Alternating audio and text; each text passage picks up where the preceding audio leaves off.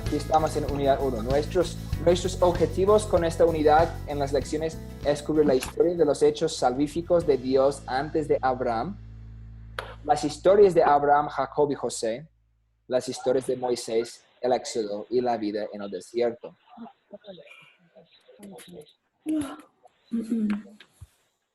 Entonces, comenzando en el primer objetivo, algo que quería destacar es que el libro enfatiza algo acerca de la historia oída o la historia oral. ¿Cómo compartimos? Tengo una pregunta. ¿Cómo compartimos? Y quiero que ustedes me respondan. La historia antes de la literatura. Contándola verbalmente, pastor. Hay que contarla. Exactamente. Entonces, ¿quién escribió el Pentateuco? ¿Quién fue el autor de los primeros 5 libros de la Biblia? Moisés. Muy bien. Y quiero mostrarles algo. En la historia oral, tenemos nuestro pizarrón. Tenemos Adán. Y los números que tengo aquí son a través de lo que vemos en el Antiguo Testamento, los años.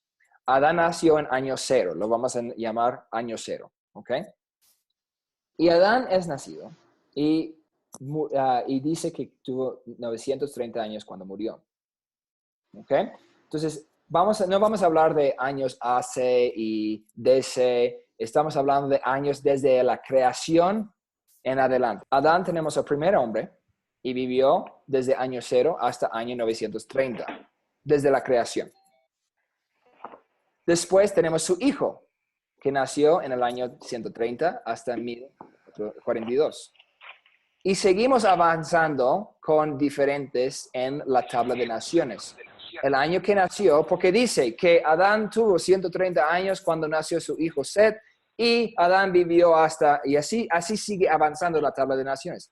Pero si miramos hasta cuántos años vivieron, pero también el año que nació su siguiente hijo, la siguiente generación, podemos ver en las primeras 10 generaciones, miren algo. Adán estaba vivo cuando Lamec nació. Lamec nació en el año 871. Si seguimos avanzando como una tabla, ¿cuántos años tuvo tal persona cuando nació su hijo? ¿Y cuántos años tuvo cuando nació tal hijo?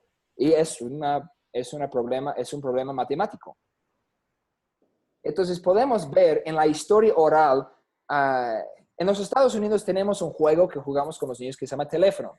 Tienes un secreto y tienes que susurrarlo a tu amigo y andas en un círculo y vas a ver si el mismo mensaje es igual cuando llega al final.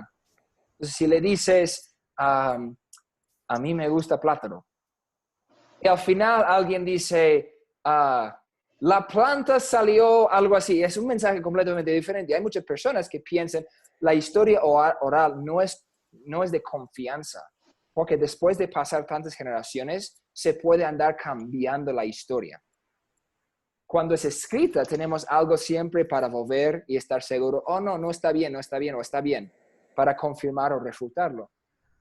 Pero lo que tenemos aquí es que Adán, obvio que estaba contando a Set, que estaba contando a Enos, que estaba contando a Cainán, que estaba contando a cada generación, y pueden decir, después de tantos años, la historia podía haber cambiado. Pero miren, tenemos de Adán hasta Lamec 1, 2, 3, 4, 5, 6, 7, 8, 9 generaciones. Y a través de casi el primer milenio, podemos decir, mire, Adán todavía le puede decir a Lamec la misma historia porque Adán estuvo ahí. Eso ayuda con la confianza de cómo traspasaron la historia oral. Porque durante este tiempo todavía no tenemos nada escrita. Después tenemos Noé y el diluvio.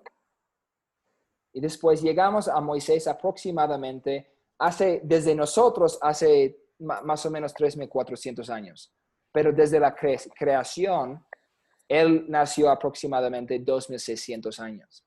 Si seguimos con este problema, con este modelo, podemos ver que hay aproximadamente 4 o 5 generaciones entre Adán y Moisés para pasar la historia.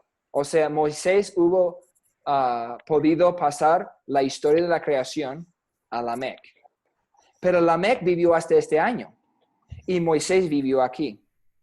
Entonces no tenemos mucho espacio entre Lamec, entre Lamec y nada de Noé. Pero Noé vivió hasta este año después de Adán, o después de la creación. Y no hay mucho aquí. Podemos tener, creo que 1 o 2 generaciones más entre la muerte de Noé y el nacimiento de Moisés, especialmente con Abraham. Mi punto es que no tenemos mucho espacio donde la historia puede cambiarse. O sea, hay mucha confianza que solo tenía que pasar unas cuantas generaciones, no 15 o algo así. Sí pasó por 15, pero tenemos a Adán aquí durante todas esas generaciones para estar seguro que la historia no cambió. ¿Me explico?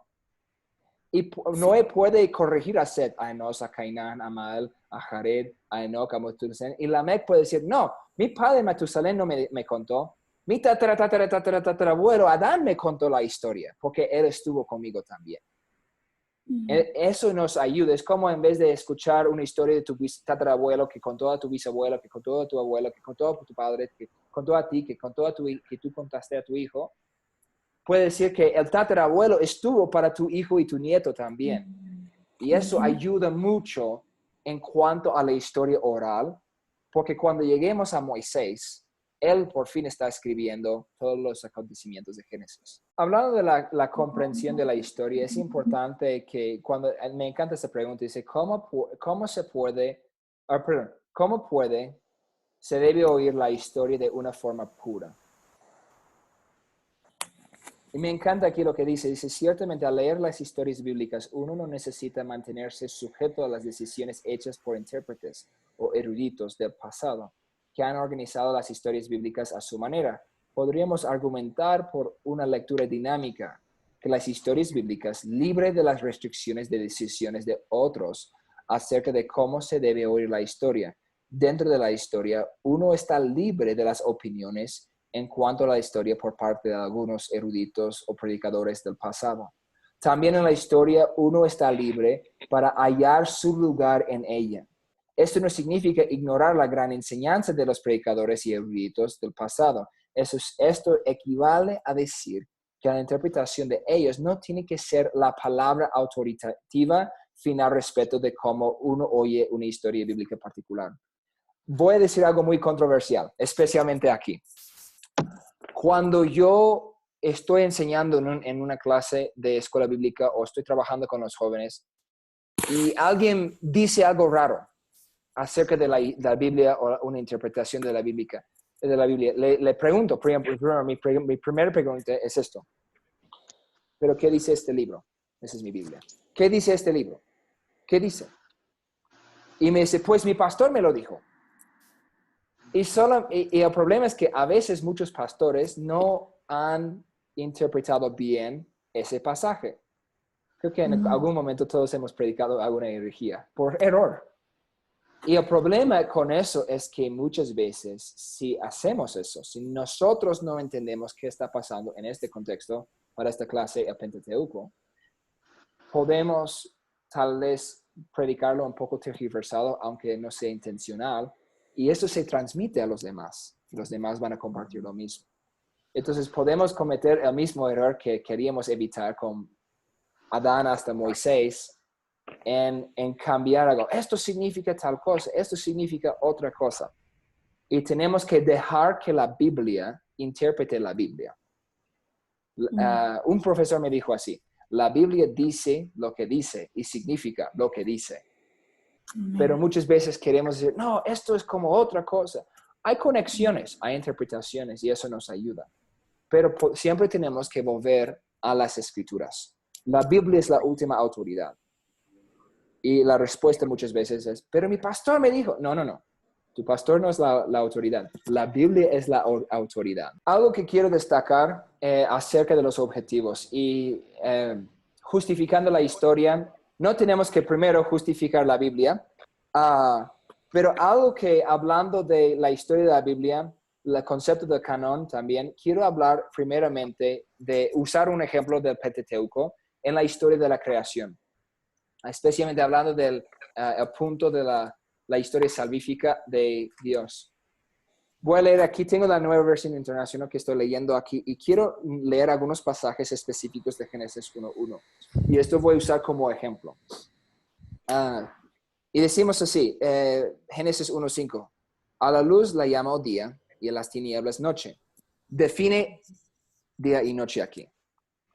Y la segunda parte del versículo dice, y vino la noche, perdón. Y en la segunda parte aquí dice, y vino la noche y llegó la mañana. Ese fue el primer día. Y después en cada día de la creación, versículo 8, al firmamento Dios lo llamó cielo, y vino la noche y llegó la mañana, y ese fue el segundo día. Brincando a versículo 13, y vino la noche y llegó la mañana, y ese fue el tercer día. Al seguir, versículo 19, y vino la noche y llegó la mañana, y ese fue el cuarto día. 23, y vino la noche y llegó la mañana, y ese fue el quinto día. Y versículo 31, Dios miró a todo lo que había hecho y consideró que era muy bueno, y vino la noche y llegó la mañana, y ese fue el sexto día. Y capítulo 2, versículo 1, así quedaron terminados los cielos y la tierra y todo lo que hay en ellos. Al llegar, versículo 2, al llegar al séptimo día, Dios descansó porque había terminado la obra que había emprendido. Y hay gente que dice, no, los días son eras, son representativas de un tiempo y intenten hacer una fusión de creacionismo y evolucionismo y otras cosas. Y quiero decir algo con esto. No todos los estudiantes de Global son de las Asambleas de Dios, aunque Global es un ministerio que sale de las Asambleas de Dios y enseñamos la misma doctrina de las Asambleas de Dios. En las Asambleas de Dios, y obvio también en Global University, nosotros tomamos una perspectiva conservatista de una Biblia literal. O sea, la Biblia es sin error, infalible, inerrante, y dice lo que dice y significa lo que dice. Y aquí no solamente dice primer día, segundo día, define qué es un día. Hay una mañana, hay luz, y hay oscuridad, tinieblas. Mañana, noche, eso es un día. Lo dice, la Biblia misma define qué es un día. Tiene la mañana, tiene el sol, tiene la oscuridad. Día, noche. Primer día, segundo día. Y había mañana y había noche. Y lo repite de la misma manera. Y Moisés escribió eso cuidadosamente. Entonces tenemos que tomar, y nosotros vamos a tomar una perspectiva literal de la Biblia. La Biblia, cuando dice que es un día, significa que es un día. Y hay gente que quiere tomar, pero en Pedro dice que un día para el Señor es como 1000 años para el hombre, 1000 años para el hombre. Eso es tomar algo que Pedro quería expresar, que Dios es el Olam, es hebreo que significa Dios eterno. Dios existe fuera de tiempo. Y eso es lo que Pedro está enseñando cuando dice eso.